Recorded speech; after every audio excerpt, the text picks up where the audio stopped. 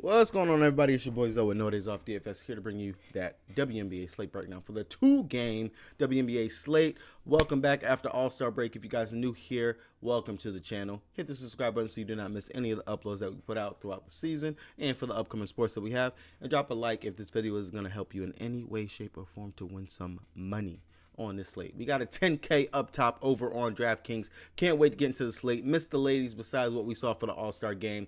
But hey, the season rolls on and we are back. We are back. Going over like we always like to do whenever we start this out right here. We got the injury report for the Minnesota Lynx taking on the Atlanta Dream. Now, some news just came out that has not updated over here just yet. I am filming this the day before. But over on Underdog, WNBA, if you guys don't have Twitter, best place to find any type of injury news and stuff like that, especially for the WNBA, which puts out very little news and it's very hard to find it. But Tiffany Mitchell, she is not on the injury report. I know over here they have her as a game time decision and possible to play, but apparently Tiffany Mitchell, she is not on the injury report, so it's more than likely she will be back and she'll be able to play. And then Milik, didn't know she was dealing with a shoulder injury, but she apparently is probable for tomorrow, which means more than likely she will play since we're getting that news the day before. And then Rachel Banham, she has been ruled out due to a thumb, and that's more interesting considering that Banham, she was playing some pretty decent minutes, about 15 to 20ish minutes a game anyway. So that news definitely will affect. Possibly you got Tiffany Mitchell coming back, so maybe Tiff, she might get to see at least, I gave her 10-15 minutes coming off an injury.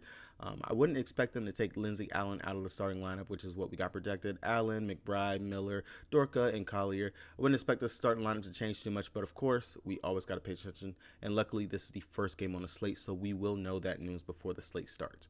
Over here, the Atlanta Dream is same old, same old. Haven't seen anything on Ari McDonald just yet, but as soon as we get that news, if Ari is back, that just messes with the guard rotation for guards like Danielle Robertson, for Asia Durr off the bench, and for Haley Jones. That's who that's going to affect with Ari McDonald coming back.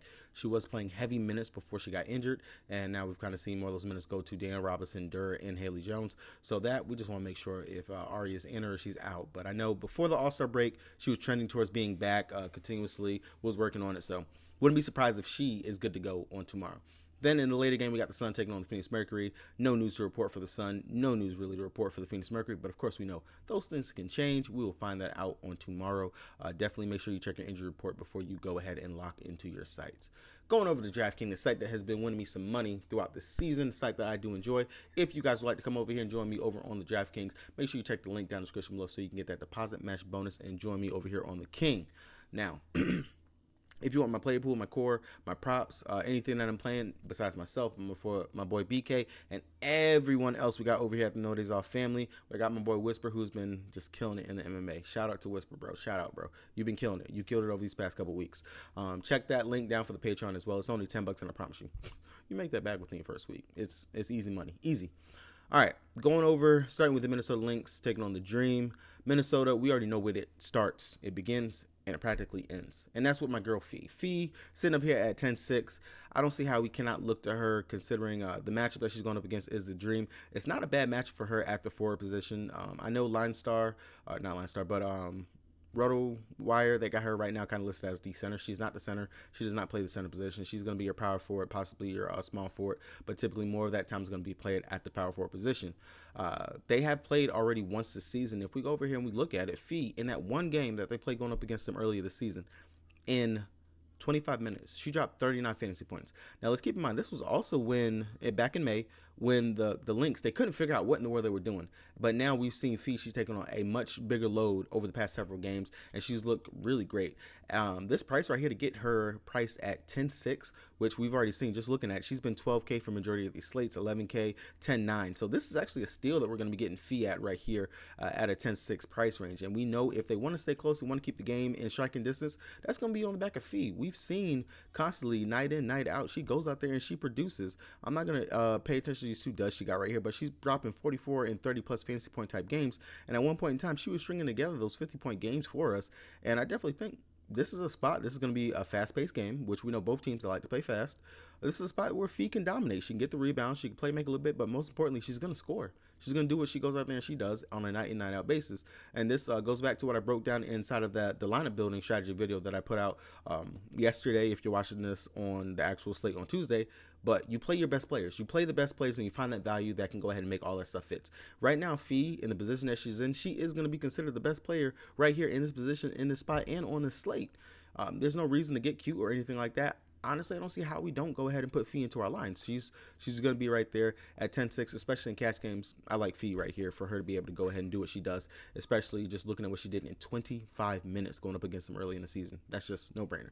Jessica Shepard, I know it's been in and out in regards to what's going on with her, but still just waiting for an update in regards to if that stomach bug that she's got going on is going to keep her out any longer. If she's back, I wouldn't be surprised if she doesn't play but limited minutes anyway. She's been off for practically a month and some change, if I'm not mistaken. So definitely right there. We just want to find out if Shep's going to be in or out. Right now, she's got the Q tag. Diamond Miller, Lindsay Allen, Kayla McBride. Now, with Tiffany Mitchell pretty much off the injury report, expected to be back, that might mess with maybe some of Diamond Miller's minutes. We know Diamond, she's played one game where she practically hit 29-30 minutes. That's it. And this was pretty much after she came back from that injury and everything that kept her out for some time. And she was balling. She was doing really, really well. But then over the past several games, she... Sorry about that, guys. Over the past several games, she's kind of reverted back down to the low 20s-ish and picking up her little ticky-tacky fouls that she normally gets. But I will say that this is definitely a spot that I like for Diamond Miller. Now, in that first game that they played going up against them, I believe this was one of those games that she was actually out and that she missed for Diamond Miller. So looking at it, oh no, she did play. So she played 22 minutes in that game and she dropped 19 fantasy points. Sitting at 8.5, I don't hate the price for Diamond, but if I don't have to shove her in, if I don't need to get up to the spot, I'm not going to force Diamond Miller into my lines. But definitely worth the GPP look because we do know she has the upside. It's the Fee and Diamond Miller show. I still will believe in that. Maybe if Diamond was back down to the 7K range, I'll go ahead and I'll take that chance on her for more of my main line, cash game lines. But still, I do like the spot for her. I do feel like this is a spot she can definitely go out there and produce and pop off at. And one of those things that I was talking about inside that line of building video on sites like this, like LineStar, they have Diamond Miller as the 4-2. She's not the 4-2. She's a small forward. She plays the 3. This is actually the stats that's going to show you for our girl Fee, who they got Fee as the forward 1. Again, like I said, this is a spot, as you see, Diamond Miller, she could smash, but if she gets the minutes, that's the biggest thing. I do like her for GPPs just because the upside will definitely be there for her. Might be a low owned type of play, especially when you got players like Alicia Gray, Diana Taurasi, Tiffany Hayes and them on the slate. Diamond Miller, she's more of a risky play. People might not want to gravitate towards that. Lindsay Allen at 8-1. Kind of a little bit too much for me. I'd rather her be back down that mid-tier 7K range just because the upside is kind of capped for her. I know she's going to get the assist. Yeah, she can do a little bit on the defensive side, maybe get some rebounds, but the scoring aspect for her is kind of capped. The scoring comes from, Fee, Diamond Miller, Kayla McBride whenever she's actually on and whatnot. But for right now, Lindsay Allen, just a little bit too much for me. I don't think I want to go there in this spot for her when there's other guards that we could pay for. And then Kayla McBride, it's the same old story every single slate, every single time Kayla's on it. I really technically don't go to her just because she's too unreliable. She relies a lot on that scoring upside. When she played against them in 34 minutes, she only dropped 21 fantasy points. Not really what I'm looking for on a slate, especially not the price tag at 7-8. We can go down to Carrington or Taisha Harris or something like that instead of going to Kayla McBride in this spot.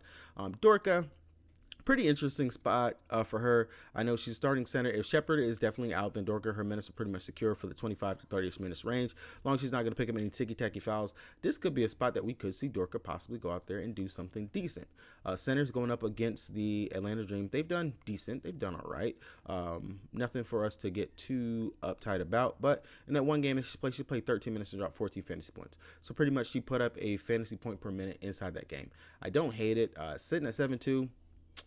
It's up there. It's up there. But on a 2-game slate, you kind of can't be too picky and choosy, especially if it allows you to fit in your studs and stuff that you want to play. So Dorka, she will be in my player pool. I'll consider her, but not a lock and play, especially whenever we got other forwards that we want to pay up for and figure out instead. There might be better value at the guard position over Dorka in the spot. Tiffany Mitchell at 5'4", not going to play her, especially not knowing her minutes. Now, granted, the last time that we got a minute limit notification for the Minnesota Lynx, that was Diamond Miller, and she went out there and she played the most minutes that she played for the whole season, played 29 minutes. So Tiffany Mitchell, maybe if you want to take a GPP flyer on her, she's coming off a rest pretty much for just being out for the whole time. It was a wrist injury for her. Hopefully it wasn't her shooting wrist. Not actually too sure. Oh, no, it was it? Yeah, left wrist bang, missed a few weeks. It was her left wrist. So, I actually don't know what hand Tiffany Mitchell shoots with. So if that was not her shooting hand, she should be all right to be able to go out there and still shoot and do what she does out there. But at 5'4", maybe I want to see it to believe it, especially if she's not starting, not something that I got to run to and try to get in. With Banham being out, I actually think that's probably going to boost up the minutes for Bridget. because Banham, like I said before, Banham, she was playing about what? 15-ish to 20-ish minutes over, especially those last two games, 16, 27 minutes, 9, 7, 15. So her minutes were pretty sporadic all over the place. But over these last two games before they went on the All-Star break, she was getting some decent run and she was scoring and doing a lot. Now, I think looking at the bench rotation and how things work out for them, we might see those minutes go to my girl Bridget, who has already been playing some decent run. Even though Tiffany Mitchell is back, who might get a little bit of minutes and whatnot, I still think the production could possibly be there for Bridget to come in off the bench, get those extra shots that Banham was normally getting, because we do know Banham is a three-point scorer. Bridget, she can definitely go out there and do the exact same thing. And I know the game that she played going up against the Dream the first time when they played wasn't nothing to write home about. In her 5 minutes, she gave us zero fantasy points. She did nothing. But I'm looking at the recent production, what she's done over these last couple of games. If she can go out there and get me about a 14 and, hey, give me that ceiling of a 20-ish plus fantasy point game, I'll take that. I love that, especially at 4,600. So definitely got to consider Bridget with the news that Banham is going to be out. I just feel like she's going to get the boost off the bench because even though it says that she's small forward, power forward, she kind of fits into that 3-2 guard type role out there for them. For the looking at everyone else over here for the Lynx, not really too much for me to write home about. Not I'm going to focus too much on. Going over here to the Atlanta Dream, you already know, it starts with Ryan, it starts with Gray, and it starts with Parker. These is your three-headed monster where all the production comes from for the Atlanta Dream. Ryan's sitting at 10-4. I want to say this is probably the most that she's been on the season. And, oh no, she was 11K at one point in time. I know she's popped off in a couple of games. She popped off for 57 going up against the Sky early in the season, and she popped off against 61 for the Sparks. A lot of that was due to the fact that she was scoring out the wazoo. Now, without the scoring, and we get more of a 20-ish score type game, maybe a couple of rebounds like she will do, a couple of assists, she's not going to really pay off that 10-4 salary. I'm not too sure I got to go all the way up here to Ryan for this spot. I will much prefer to come down here to Alicia Gray, who is sitting at 9-3, who more than likely will be more of a cash game staple for a lot of people, especially considering that she's cheaper than Ryan. Ryan will be your GPP option. You can get different by playing Ryan over Alicia Gray. Alicia Gray, who's been very consistent, I know that she's going to at least get me 20-plus fantasy points and can go up there and get me a 30-plus, especially if Ryan is off in regards to her shooting. But Gray, she just has looked comfortable. She goes out there, she gets you some rebounds, she gets you some assists, she can do a little bit on the defensive side, but her scoring has always been there for her, and she's going to go out there and score. She gets to the free throw line, and she does everything under the sun for this team. If we come over here and we look at the Dream and that first matchup, she played 35 minutes and gave us 48 fantasy points. I like that. I like that a lot. I'm definitely looking at Alicia Gray and also Danielle Robinson. Both of them, unfortunately for me, it's going to be a coin flip because I want to trust that Danielle can come out here and give me that 20-plus fantasy point type game. I know I don't have to rely on the scoring, but I know she's going to be able to play make. She can rebound a little bit of the sort. I'm not too sure if she actually played in that first game going up against the Lynx. She didn't play in that first game going up against the Lynx, but the Lynx have been giving up some pretty good fantasy point production to the opposing point guards and two guards, which is both positions that Gray and Danielle Robinson play. At 7-4, I like that a lot. It will let me pay up for the forwards on the slate if I want to look to maybe just go ahead and shove in Collier, AT, and Brittany Griner on the slate, something like that. Maybe I'd go cheap with the Danielle Robinson, but it's just... It's gonna be a coin flip on whether or not is Danielle going to be able to produce for us. I do like her. I think she walks the fine line of being cash game safe, just because I know she can go out there and give it to me. But the only thing is she going to get her minutes? That last game going up against the Storm, which is a pretty cake matchup, but she was back to her old foul trouble things that she does. She only played 18 minutes. They really didn't need her in that game. We saw Ryan go ahead pop off, and Alicia Gray. She had a great game in that game. So, but still, Dan Robinson, I do like her in the spot. Still, she should get some decent run and possibly could be a cash staple for me. But definitely Alicia Gray, I do like her in the spot at 9-3. I don't see how you can go wrong with her over Ryan. And then, of course, Ryan should be the last one for me out of that trio. Cheyenne Parker on the other side. The biggest thing with her is, can she get the minutes to actually play? We do know they like to tour her minutes up and down, but she just produces when she's out there. I do like her GPP play only because her minutes is just so up and down in regards to what she can actually go out there and get for us. That's the only thing that kills me whenever it comes to wanting to play her. The spot, it's not bad for her. When she played going up against them in 25 minutes, she gave us 21 fantasy points, so almost a fantasy point per minute. So I will have some consideration for her, but I don't feel like at 9-6 I have to prioritize that, especially when I got Fee, Alyssa Thomas, Brittany Griner, and other players in the spot that I could possibly go up to over Cheyenne Parker. But definitely would make you different if you were to go with a Cheyenne Parker on the slate. Coming out here to need a coffee. Again, my favorite saying, you don't know what cup of coffee you're gonna get. But again, she's been pretty consistent, steady. I don't like that she's in the 7K range. That's a bit too much for me for a player that has typically been in the 6K range and has a pretty safe-ish floor of the 15 to 20ish fantasy points. At 7.6, I don't think that this is a spot that we have to pay up for her.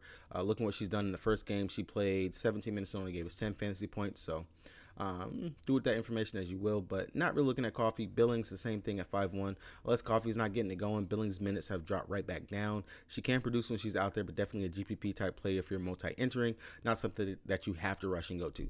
Jones, Hillman, Durr, Rupert, all these other players, not really anything that I want to go to. The usage and everything for the Land Dream is concentrated in their starters, especially with Ryan, Gray, and everyone else. So that's kind of where I'm looking at for that. Moving on to our second game on the slate. And if you guys have not done so already, make sure you guys hit that subscribe button so you're not missing any of these uploads. I do these every single time we have WNBA slate, sometimes even for the showdown slates, especially if I'm going to play. I know I kind of have gone back on that promise, but I do plan to bring more prize pick content to the channel because I know props is a very big thing for everybody. I don't know why, but everyone loves the props. So I will definitely be trying to bring that content back to you guys.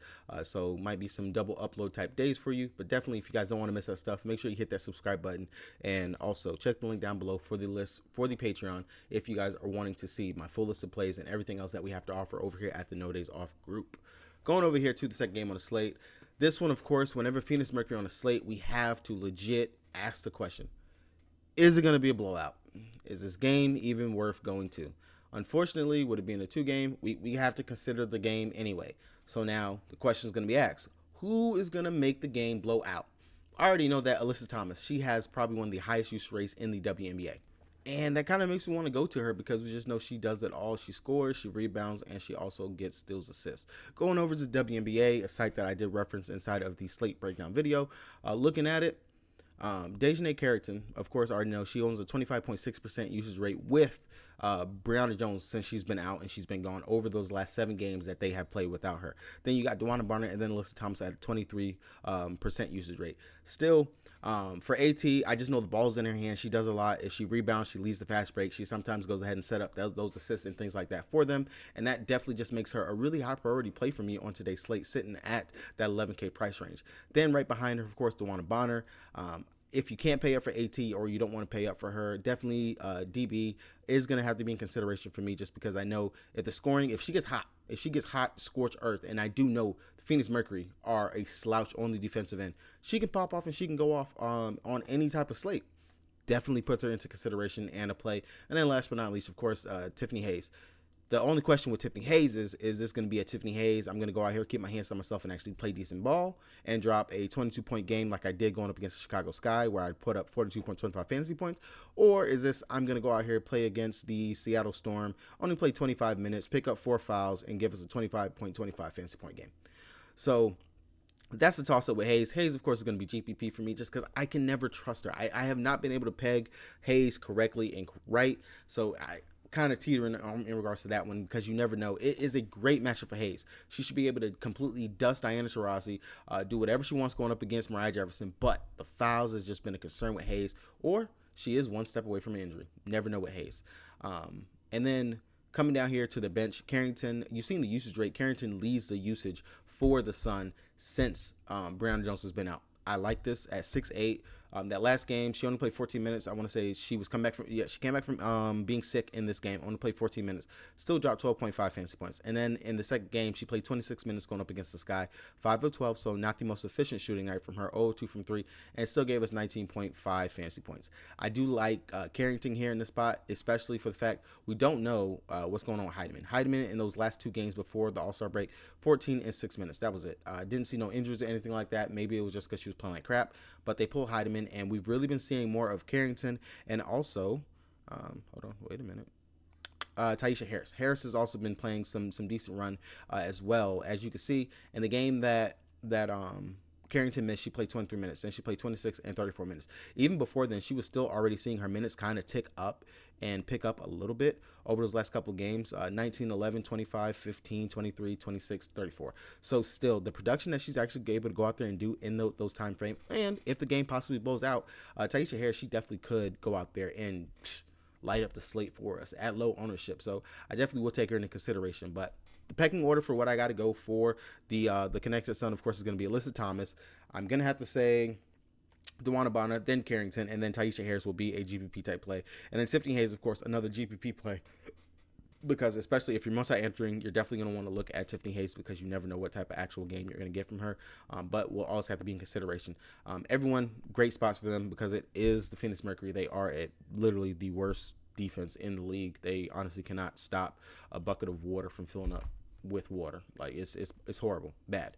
Now going over to the Phoenix Mercury, trying to figure out who are we going to get production from, who's going to actually do something. I actually have interest in Brittany Griner.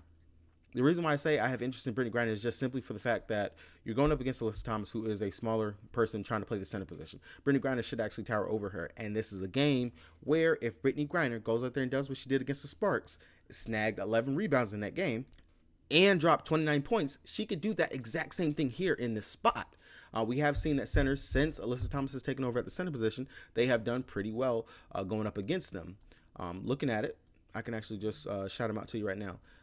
Elizabeth Williams, she did pretty well inside the spot. Tina Hawkins, we just saw her actually light it up and do really well.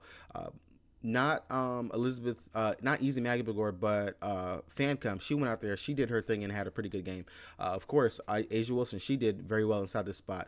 Jonquil Jones and Brianna Stewart, both of them went out there, they did their thing inside the spot. So again, like I said, centers can go out here and definitely have the way and play very well going up against the Sun, since Brianna Jones has not been there, and you're going up against Alyssa Thomas, who she can pick up some fouls on her own, and she's not she's a good defender, but she's not going to be a lockdown defender going up against some of the bigger centers. And I do believe Brittany Griner, this might be a spot to buy low. Maybe some people might not be on Brittany Griner and thinking she hasn't really produced. She hasn't really done too much in her minutes and time. She's very up and down. She is a GPP player. I give her that. But this is one of those spots where I do like what she can go out there and do. Diana Taurasi is very hit or miss. It depends on if she's going to go out there and have a hot scored shooting night. She is facing one of the better teams at defending the guard position. She is at home, though, and we do know when she's at home, she tends to put up some pretty nice numbers, especially from the scoring aspect. All the rest that she just got from the All-Star break and everything should pay dividends for DT to be able to come out here and light it up. Definitely a GPP play at 8,900 because we do have Alicia Gray, Daniel Robinson, Dejanay Carrington, other players that we can go to at the guard position where I don't have to shove DT in here. Wnba, depends if they actually want to start her. If she starts, I do love her. I always love her whenever she's out there on the court because she's practically a fantasy point per minute scorer. But of course, she's going to ride the bench, so kind of hit or miss if you actually want to go Wnba at 8K. Kind of a little bit tough pill to swallow over here on DraftKings, but might be better price over there on FanDuel. Mariah Jefferson at 7'9". Again, not really the best spot for guards going up against the Sun. They do defend them pretty well, and she's just very hit or miss. Now, if DT was to miss, I would like to play Mariah Jefferson, but we do see she does have kind of that safe-ish. She can get us a 30-plus point fantasy point type game. It all just depends on what she's going to go out there and be able to do if she's scoring very well. But GPP play nonetheless for Mariah Jefferson. Brianna Turner, you guys already know how I feel about that. I normally do not play her because a player that relies solely on rebounds and blocks and steals is not a player that I like to go to, especially at 7-1. Sophie Cunningham. We have not seen the scorched earth Sophie Cunningham in a long time. GPP play until she actually gets her stuff going once again at 6'5". I don't feel like I have to go there to her. Everyone else riding off the bench, Sutton, Petty, she's still playing off an injury, only playing about 15 to 18-ish minutes. Not really a player I want to go to at 5'5". And then Sutton at 6K, we got Taisha Harris and Dejanay Carrington right there in the spot we can go to instead of Sutton. Unless Sutton was to start, I'm really not even going to look here. She's been very over the last several games. All right, guys, that's going to be the breakdown for the slate. Hopefully, you guys enjoyed that. If you guys want to look at my player pool, my core, everything else that I have putting out for the slate, and BK and everyone else's stuff, check the link down in the description below for the Patreon so you guys can go ahead and see what we got going on. $10, promise you make that back within your first week. With that being said, hopefully you guys all have a wonderful slate, and I hope I see all of you guys in the green. Talk to me down in the comment section if you guys got anything that you want to go over, or if anything pops off, if you got any questions. Talk to me in the Discord. I will see you guys there. With that being said, it's your boy Zoe. See you guys tomorrow.